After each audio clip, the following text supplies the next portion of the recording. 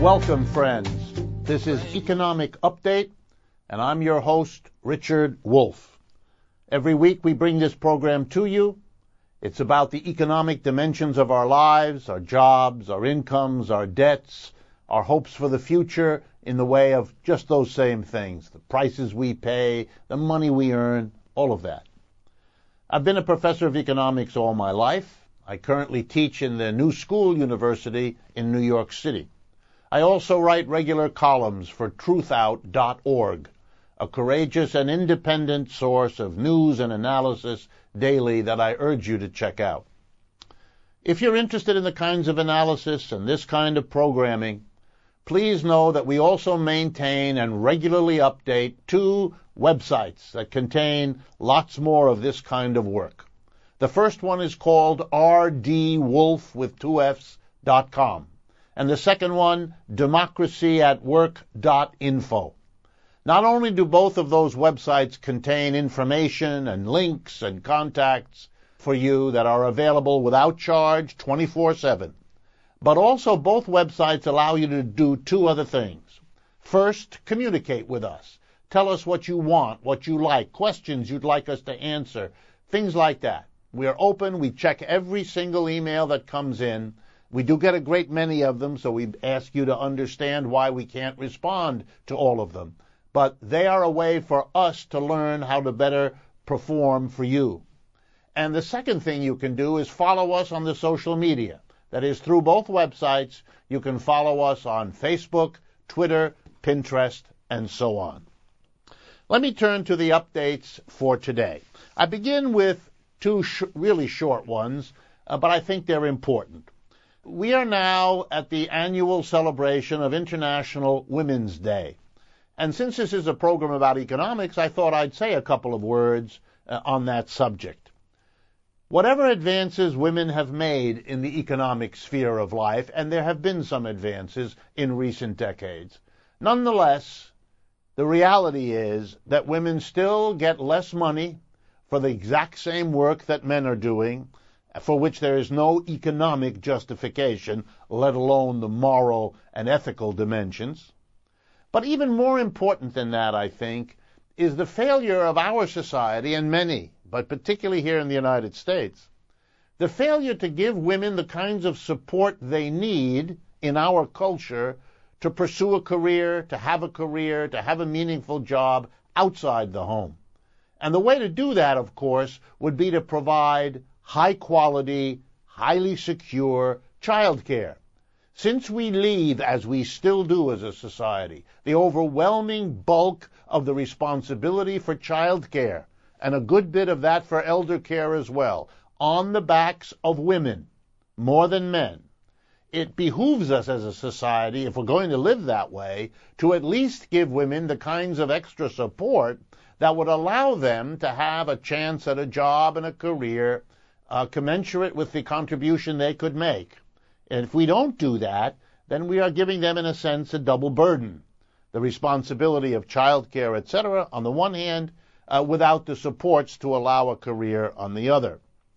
And finally, I think economically we do not recognize the enormous work women do in the household with childcare, with elder care, and with providing a huge amount of the emotional supports that everyone, particularly men, need. That's work that should be honored and recognized. For example, when we calculate the gross national product in our society, the total output in goods and services, why not do a reasonable estimate of all the work that women do in the household without being paid, but work that is nonetheless at least as valuable as a great deal of paid work? Why not give it the recognition of including it in our national statistics rather than the disrespect of excluding it?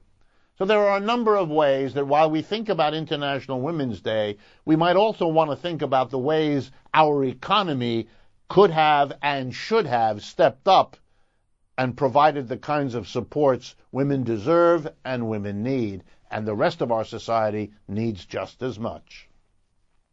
The second brief item I want to bring to your attention is a sad one, but there is no way around it. At the end of last year, at the end of 2013, the Congress and the President could not agree to extend unemployment benefits. That's the extension of benefits beyond a basic period to take account of the fact that the current economic crisis since 2007 has seen unemployment last many weeks longer than the average since the Second World War. In other words, this crisis is bad, worse than most of them that we've had, and we've had about a dozen since the end of the Great Depression. It's worse in part because unemployment lasts so long. Instead of recognizing that and giving a helping hand to those who lost their job through no fault of their own and who are unemployed longer than normal through no fault of their own, the President and the Congress decided not to extend those benefits. Initially, it affected 1.4 million of our fellow citizens. Every week, tens of thousands more run out of their basic benefits and therefore are no longer eligible for extended benefits. Therefore, we recently crossed the 2 million mark. That is, 2 million of our fellow citizens have run out of unemployment benefits, even though they remain unemployed.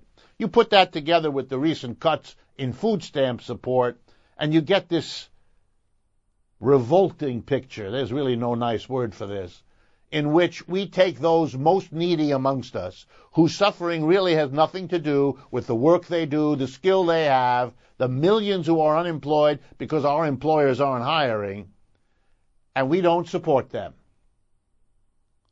Neither with food stamps anymore, nor with extended unemployment benefits. Something to think about in terms of your values. Turning to our usual updates, let's go through them quickly. An interesting website, which if you're not familiar with it, I urge you to take a look at, called the demandinstitute.org, did a recent expose and a research study, dividing American cities, in fact the biggest 2,200 cities across the United States, and asked the question, are we dividing in a society not just between rich and poor citizens, but might we be dividing between rich and poor communities, cities, where most Americans live? And the answer is an unqualified yes. And I'm just going to give you one result of this remarkable study that you can find out more about, as I said, by going to demandinstitute.org. The top 10% of America's cities have over 50% of the value of the housing in our country. The bottom 60% of our cities, that's the majority of our cities, have only 17% of the value of housing.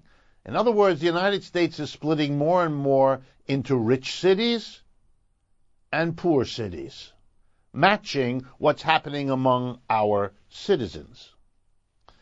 The next update has to do with subsidies.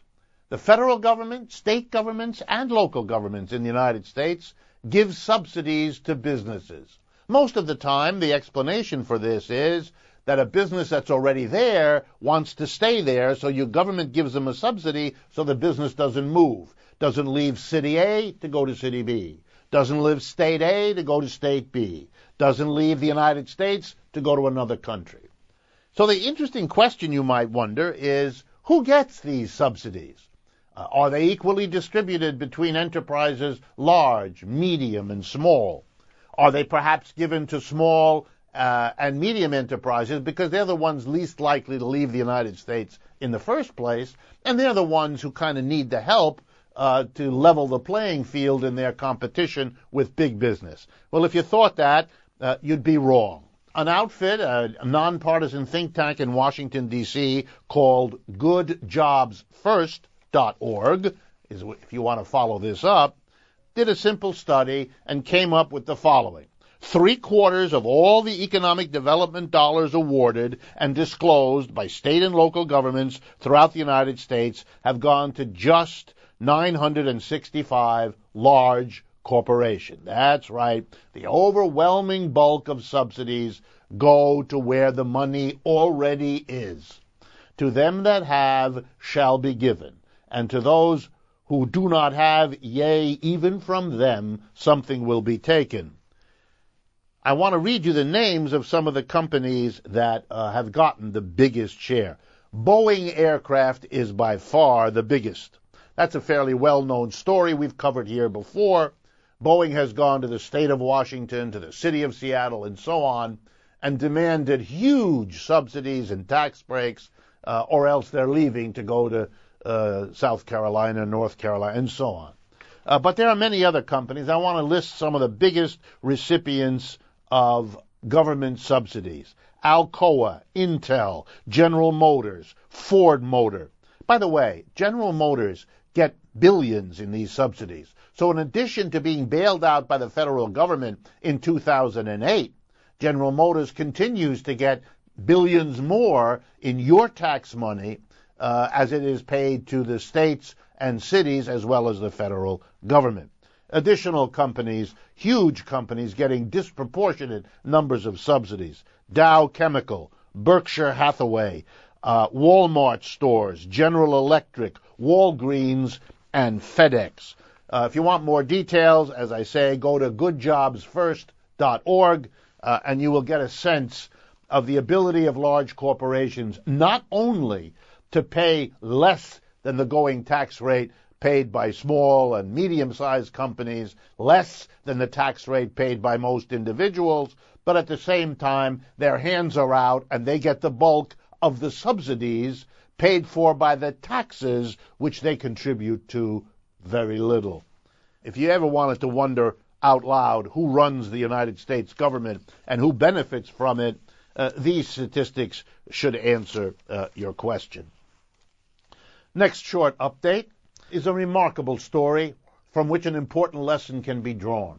In this case, the players of the story are the Chrysler automobile company and the government of Canada. Chrysler got help in the dark days of 2008 and 9, both from the United States government and from the Canadian government. Once again, taxpayer money used, shoveled into the hands of a corporation to help the corporation through hard times. Wasn't it a surprise then when the Chrysler Corporation a few weeks ago went back to the Canadian government and asked again for more money, this time for subsidies to help their vans that are produced in Canada, many for shipment to the United States. But this time in Canada, backs had stiffened, and a number of local and regional politicians and local groups began to raise an alarm, saying, this is outrageous. We've already subsidized Chrysler, and here they are a few years later, demanding money with vague or not so vague threats to move production to Mexico or elsewhere if we don't come across. So a hue and cry developed across Canada. And last week, and I wanted everyone to see and notice, Chrysler suddenly reversed itself, announced that, they would continue to produce vans in Canada, thank you very much, no plans to move, and no need to give them a subsidy. Lesson. Many times when corporations demand subsidies, saying that they can't survive if they don't get them, or that they will go someplace else and thumb their nose at the country that refuses to give them a subsidy, if there's some backbone, if there's some pushback that says, no, you can't keep demanding our tax money be used to help you, surprise, surprise, it turns out it was all a bluff after all. Chrysler in Canada, a case in point. Last two updates for today, short updates. This one has to do with a commentary in the New York Times by their frequent columnist, Thomas Friedman, this time entitled How to Get a Job at Google, appeared in the New York Times of February 23rd. And you don't know when you read this whether it's Mr. Friedman who's naive or the Google Corporation that's naive, and I'm not going to worry about which it is. Let's just tell the story. Mr. Friedman interviews a fellow named Laszlo Bock, Senior Vice President of People Operations for Google. And this Vice President at Google goes on and on about how GPAs are worthless when hiring somebody. GPA stands for grade point average, sort of how well you did in school to get it. And he very proudly says, we have hired 14%, more than in the past, of people who don't have a college education. None at all. 14% of our employees. Well, that first caught my eye, since half of Americans graduating college, half of Americans of that age graduating college haven't had any college. So if you were going to just hire people according to what proportion of the people have and don't have college educations, you'd be hiring 50% without college. Google hires 14%. That's not something I would boast a whole lot about if the point was we don't care that much about your college education. Obviously, they care a great deal. That should have made Mr. Friedman suspicious. It didn't. But then things got worse in the article. It was suggested by Mr. Bach that Google is very concerned to see about two other things in prospective employees. Are they capable of learning from failure, facing up to their failures and learning the lessons? And the other one was, it caught my eye, do they have a sense of ownership about their job and about the firm they work in? Because, if you have a sense of ownership, the idea is, well, you'll care a lot. My reaction to this was to squint my eyes in disbelief. A worker should be open to learning from failure at Google. Wait a minute. A worker who fails at something, at Google or anywhere else, is in immediate danger of being fired. If you want to know why workers do not confront their failures, often do not even admit they had a failure, spend a lot of time blaming somebody else or something else, it's because if you admit a failure, which this Google character wants you to believe you ought to do, you're risking your own job. Unless and until corporations stop punishing people for failures, whether or not they are responsible for them, we're not going to have anything other than empty words about learning from failure. But the one that I really have to talk about is ownership. Google wants to hire people who will have a, quote, sense of ownership. I have a small piece of advice for Google and other employers. If you want workers to have a sense of ownership, give them some ownership. What are you saying? You want to deny workers any ownership of the company. You want to deny workers any control over the job. Workers don't participate in the decisions Google makes as to what to produce, how to produce, where to produce, and what to do with the profits. You exclude your workers, and then you want to give them real good advice about having a sense of ownership. Give them ownership, they'll develop the sense all by themselves. For Google to say these things is astonishing. For the columnist at New York Times to take it seriously, that requires adjectives I don't want to use on the air.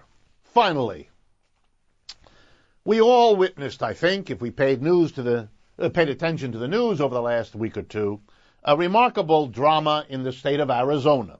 The governor there, Jan Brewer, finally decided, after much hoopla, to veto a bill passed by the Arizona legislature. This bill would have given businesses the right to discriminate against gay people if the owners or operators of the business had some sort of religious commitment that was critical of gay people, or that somehow they interpreted to mean that they can and should discriminate against gay people among their customers. When the legislature passed this bill, it was suddenly clear to a number of big corporations with activities in Arizona that they would suffer. Why? Understandably, gay people being told that the state officially endorses the freedom of those who wish to discriminate against gays to do so in public places, restaurants, public service contracts, and so on, gay people wouldn't show up. In the past, major athletic and business events have been moved out of Arizona because people were so angry at this blatant kind of discrimination, which does not occur in most other states of the United States. So the big corporations began to weigh in and say, don't sign this, Governor Brewer, and even threatening, as businesses often do, that they would have to think about expanding in Arizona if this kind of thing passed, that they might move their operations out of Arizona, etc., etc. Predictably, once the big corporations weighed in, and once it was an overwhelming number of corporations with virtually no corporation pushing the other way, predictably the politician caved.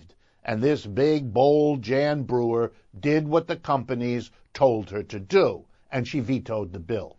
For me, the lesson here is not how nice it is for gay folks to have some support from big corporations. That's what the media focused on. I'm more interested in the lesson to be learned.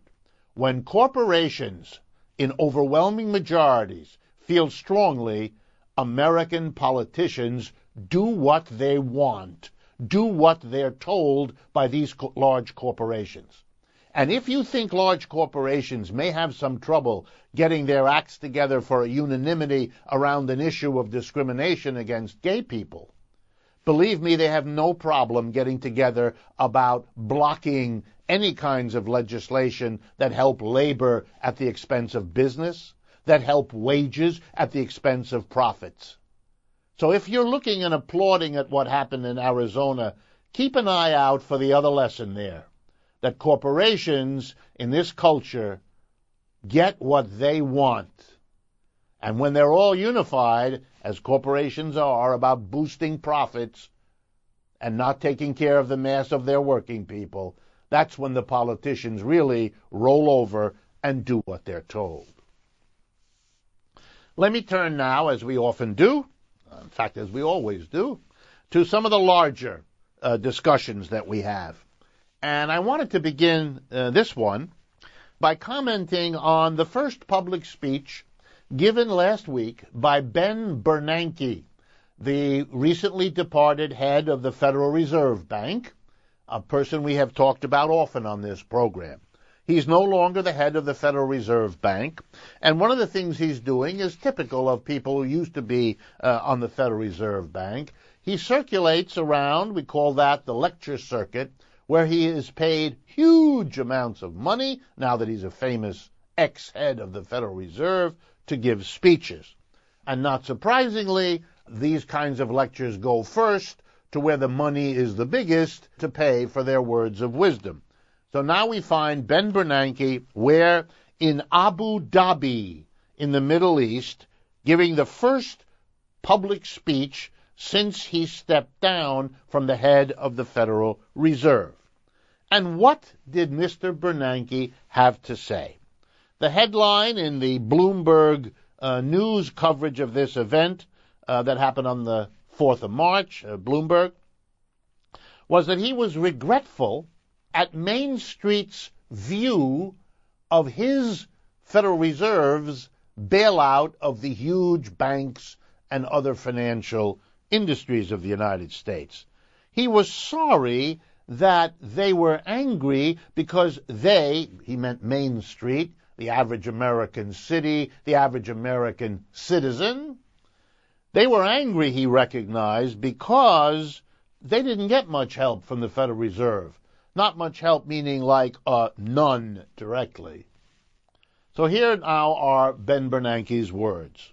Quote, "My natural inclination, even if it weren't for the legal mandate, would be to try to help the average person." End quote. That's Mr. Bernanke. Now listen to the next sentence.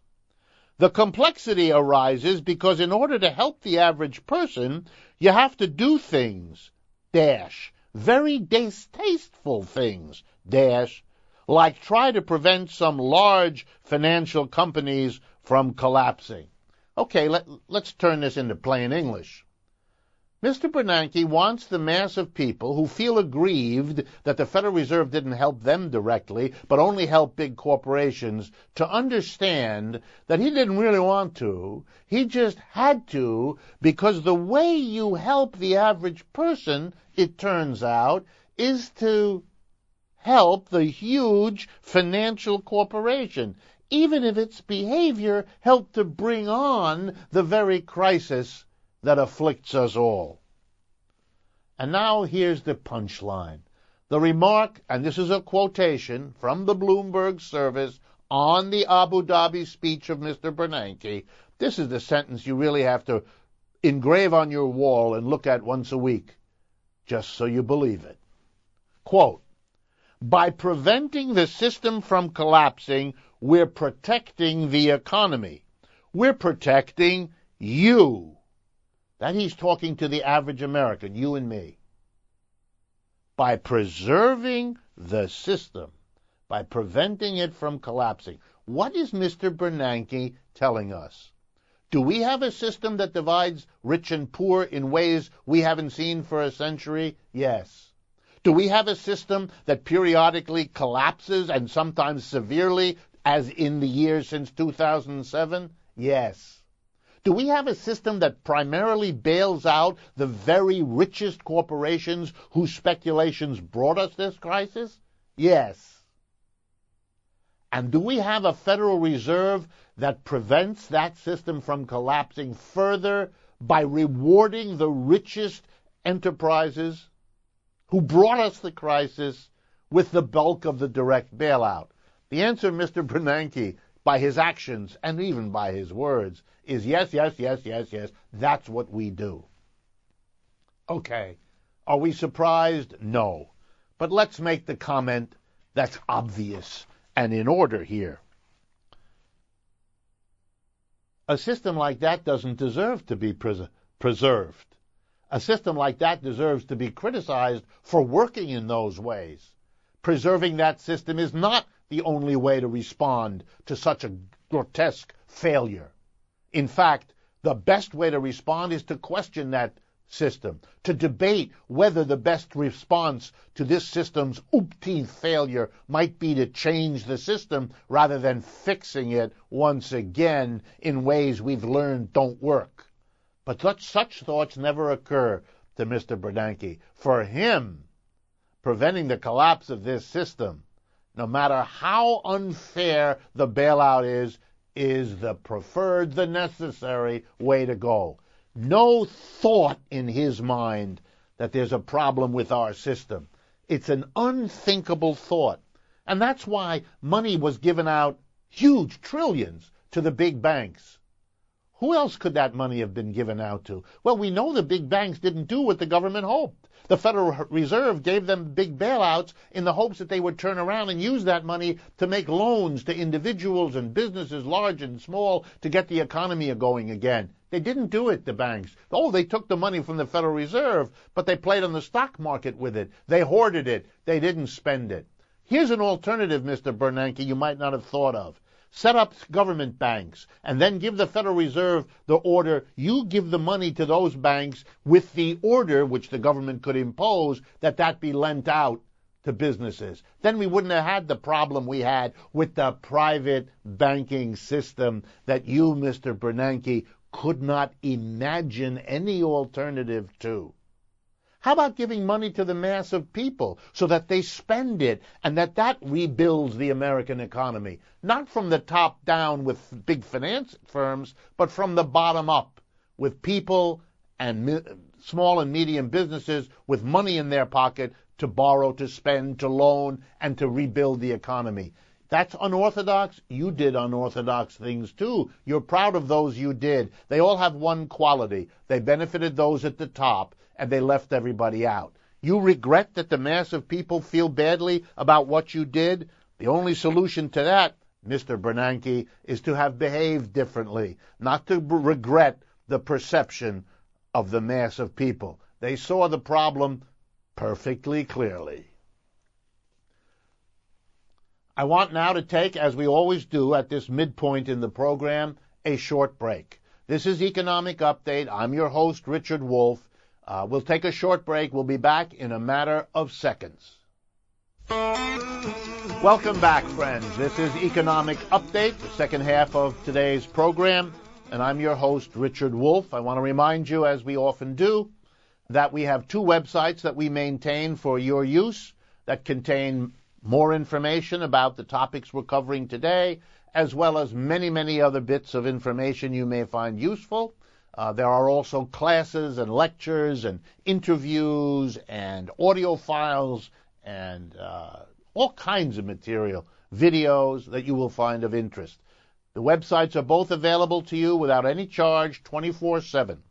rdwolf.com is one, and democracyatwork.info is the other.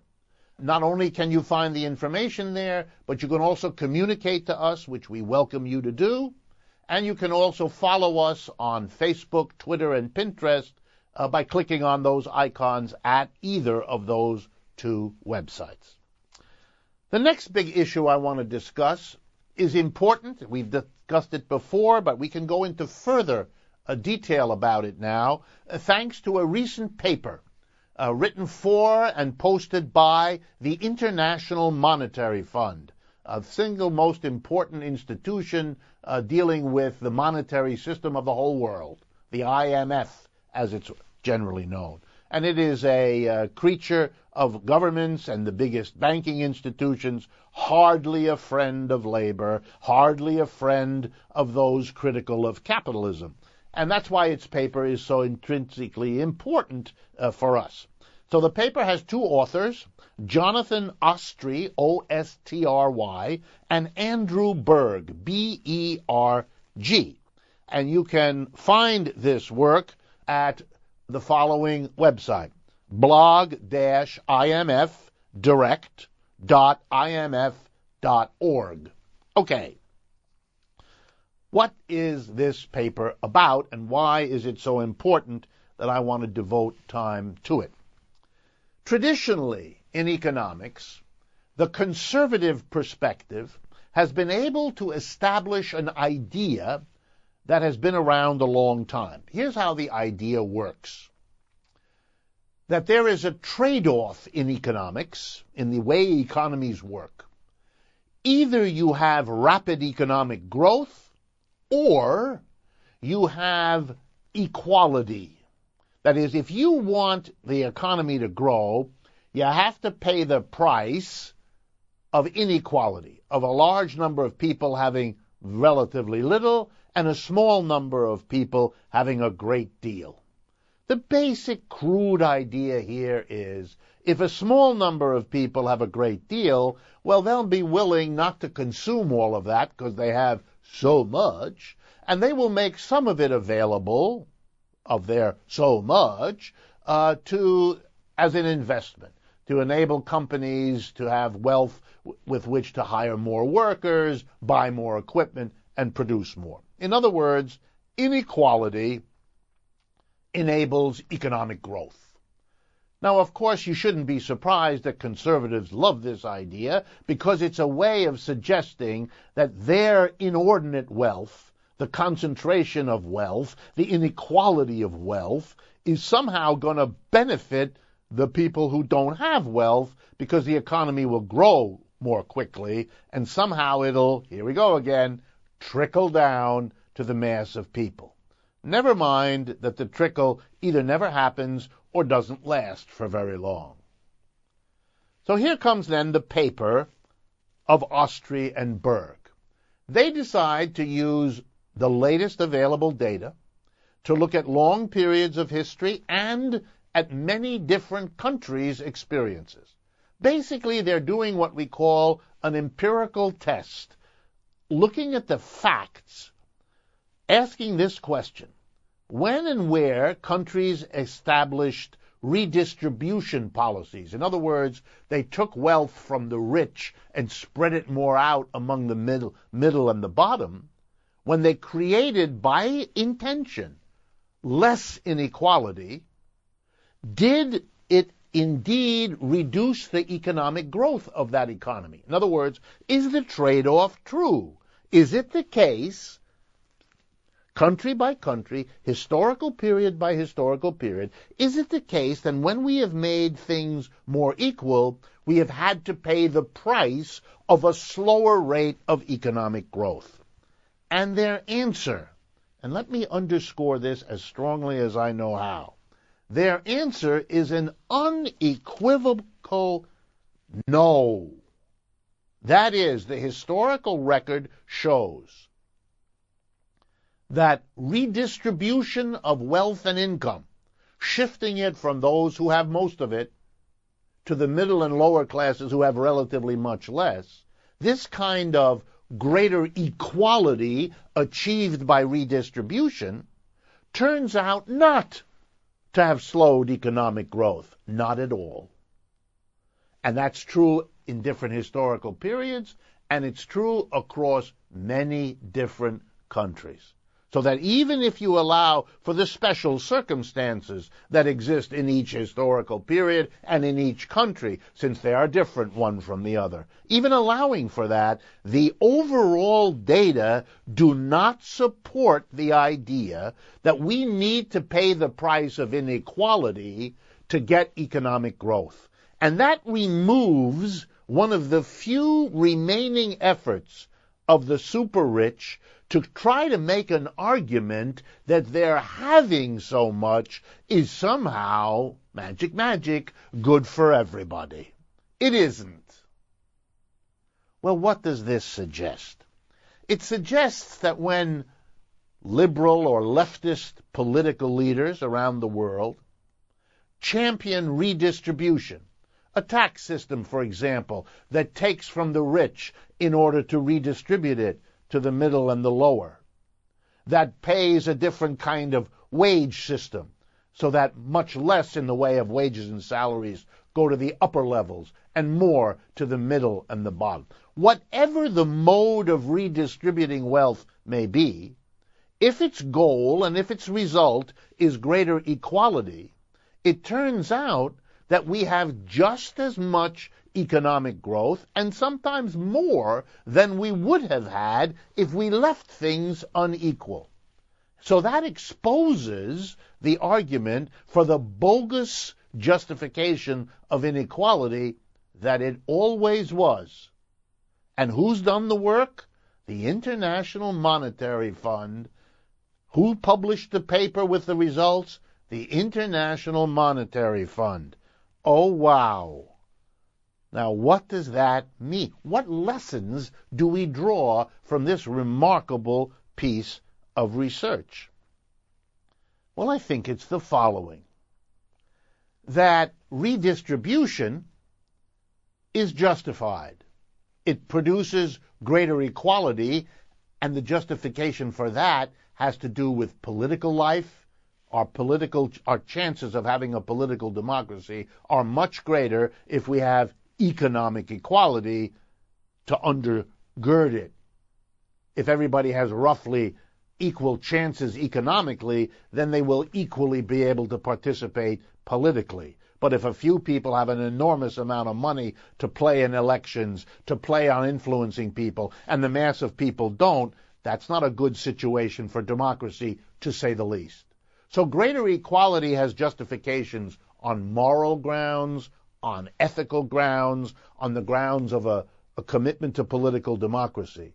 But what this paper shows is that greater equality is also justified economically, that it doesn't sacrifice economic growth.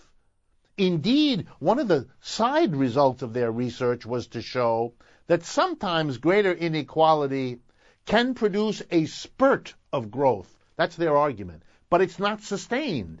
In other words, you get a sudden spurt because rich people are excited about how much richer they're becoming. But as soon as that kind of settles in, they discover that now that the mass of people don't have as much because the rich got richer, they can't buy the company's output that those rich folks control. And so it isn't sustained. The inequality gives you a spurt, but it peters out. That's sort of what we're in now, petering out, because it's not sustainable, the kind of growth we had in the 1990s when inequality exploded in the United States. So it turns out, economically too, It's better to have the kind of equality we're not seeing in the United States, and we're not seeing in Europe, and we're not seeing in a large part of the world. Here's the irony. We are sacrificing economic growth by preserving extraordinary levels of inequality. After all, that's what 20 million unemployed people means. We're not growing because 20 million of our people who want jobs, who could have the jobs because we're not using a fifth of our tools, equipment, and raw materials. Of course we're not growing because we're wasting human beings who want to work, and we're wasting the tools, equipment, and raw materials they would need to work with. We are sacrificing growth, and the growth we're sacrificing is because we are so unequal. Last comment. How do you get equality if indeed it's better morally, ethically, politically, and now we see economically too? Well, one way is redistribution. Once the goods and services are distributed, the government steps in and redistributes them, moves them from the rich to the poor, from the rich to the middle, and so on. But you know, that always produces tension, anger, resentment, conflict. Here's a thought. Rather than redistribution to get equality, why don't we avoid redistribution by distributing goods and services more equally, by distributing income more equally in the first place?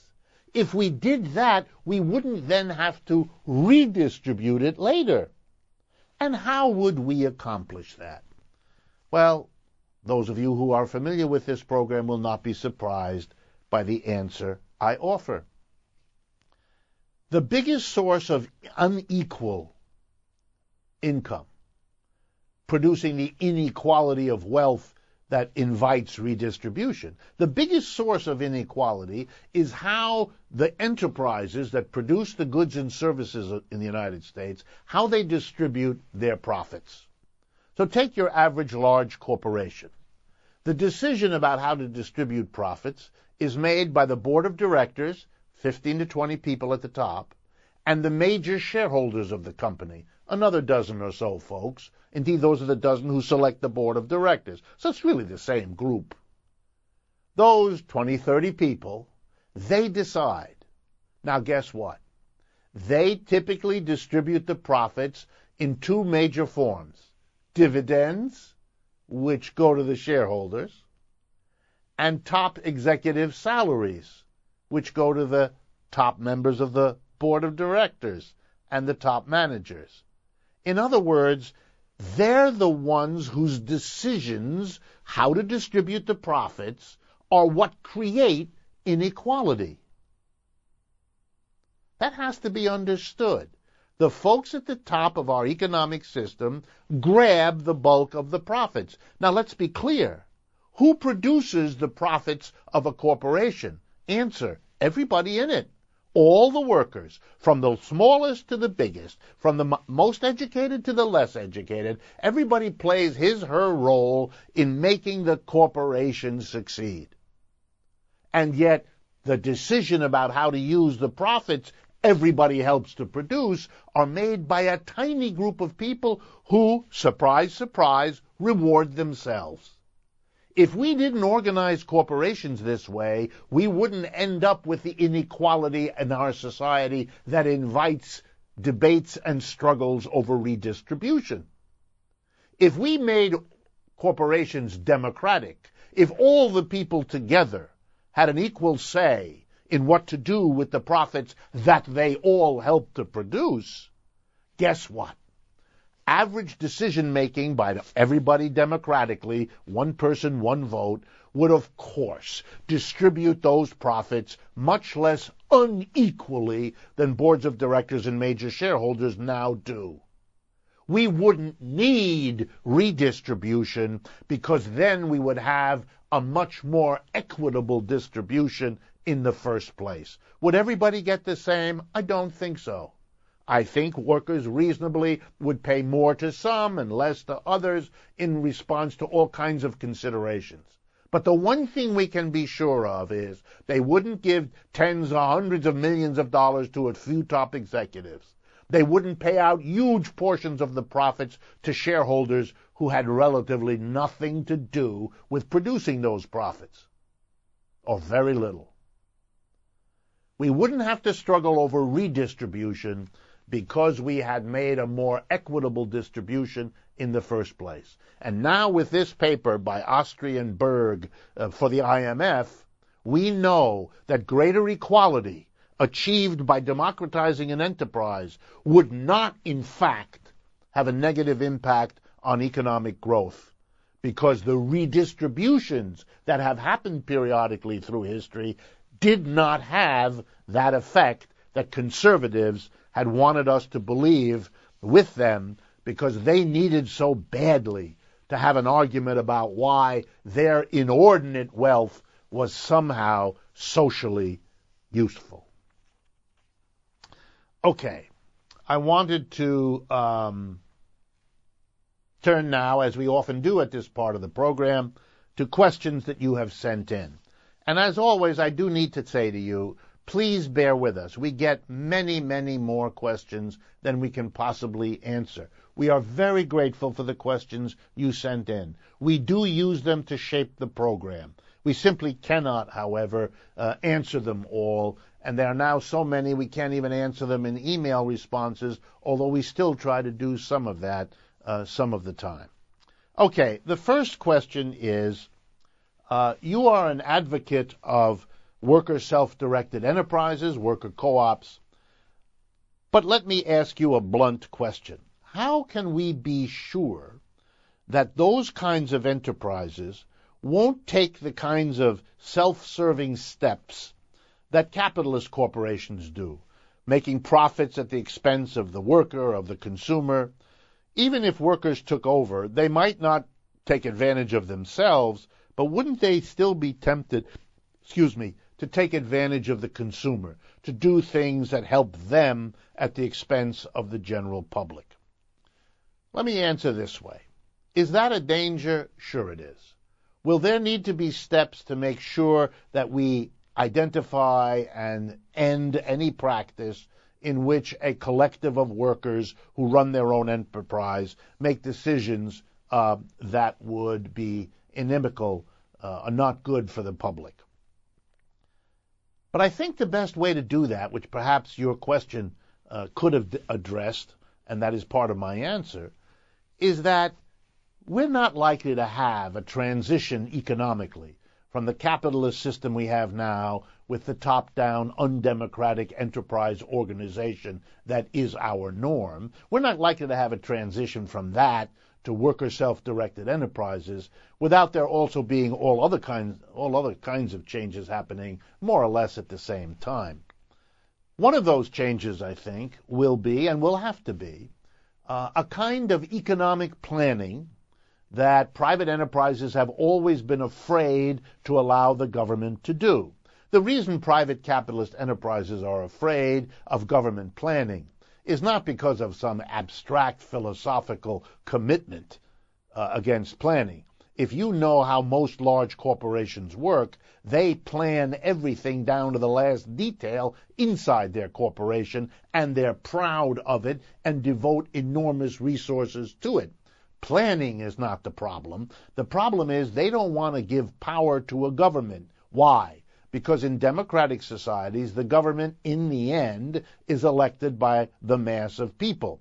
And private corporations are very nervous when the mass of people have some power, out of fear that that power could be used to advance the interests of the mass of people against the interests of private capitalists.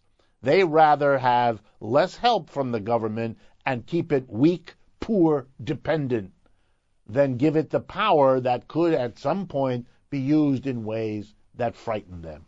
Well, if we didn't have private capitalists, we wouldn't need to have this fear of the government. And I suspect what would happen is that the government would indeed be not only entitled to, but would be required to do planning. And the first kind of planning is the planning needed to give everybody who's able and willing to work a job. Because it is irrational in society not to do that. We need people who have the creativity to apply it, to produce things for all of us. If we have more people than we need output, then give everybody a shorter workday. But give everybody a job as a matter of right.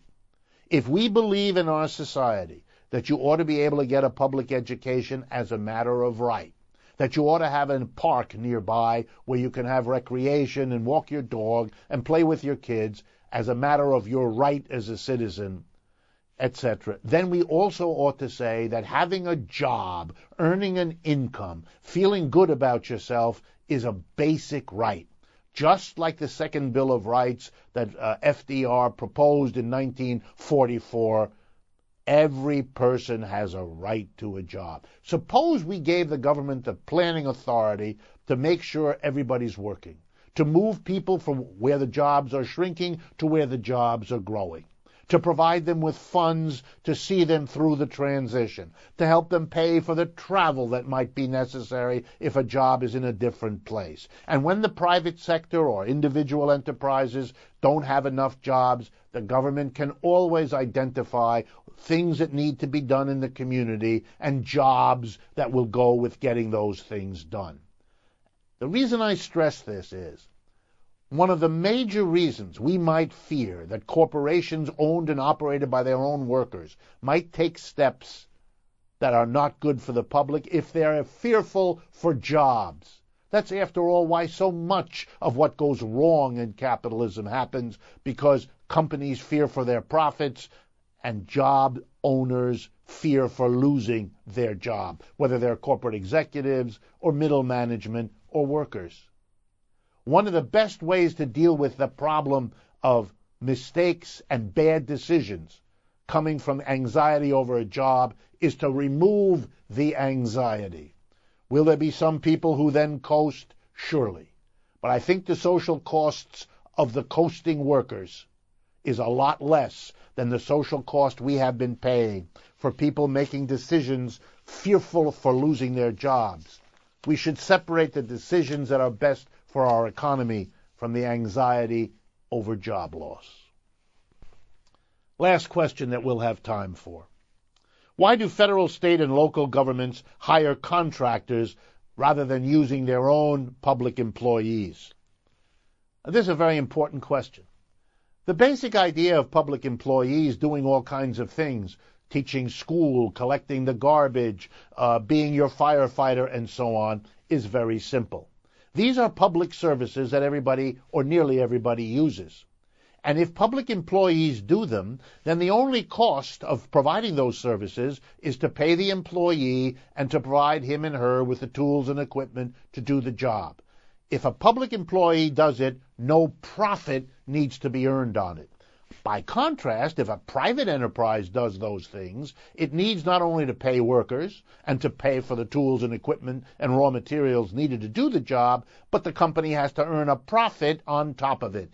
Basic idea, if private enterprises do it, it'll cost us more in tax money than if we have public employees do it. That was the basic idea. And that's why public services were established. And that basic idea has as much validity today as it always did. The problem, of course, is that it may become a situation where public employees have unions and develop union jobs that are paid reasonably well, whereas private contractors can get out of union jobs, can break their unions, and can pay people much less than what unions get, and therefore offer to do the job, still earning a profit, but paying people a lot less. Bottom line, typically if you pay people a lot less, the quality of the public service deteriorates. And so periodically, when private enterprises take over, there's an anger in the public, and we go back to public employees. And then we oscillate back and forth. It's not good for anybody. It's inefficient. It doesn't solve the problem. Here's a solution. Make public services something that workers themselves, who are public employees, control. Make the public have an oversight. Together, those two can do a better job than the oscillation between public and private that has troubled our public sector for so long. Thank you very much for being with me today. This is Richard Wolff, Economic Update, and I look forward to speaking with you again next week.